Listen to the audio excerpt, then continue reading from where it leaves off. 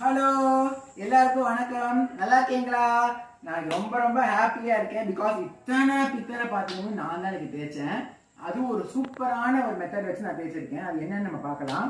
மைதா மாவு, உப்பு, வினிகர் ஒரு ஸ்பூன் போட்டு நல்லா மிக்ஸ் பண்ணிட்டு அப்படியே பாத்திரம் மேலே தேய்ச்சி ஒரு கம்மி நேரம் போட்டு தேய்ச்சோன்னா பலப்பலன்னு ஆயிடும். இப்போ வந்து பார்த்தீங்கன்னு வச்சுக்கோங்களேன், இந்த கரண்டி பாருங்க, இந்த கரண்டி அப்புறம் வந்து சொம்பு, இது வந்து என்னோட கொள்ளுப்பாட்டியோட ரசச்சொட்டி, பூனா பொட்டை அடுக்கு ஜம்முன்னு தேய்ச்சி க்ளீன் ஆகிடுது. அப்புறம் இது இன்னொரு அடுக்கு.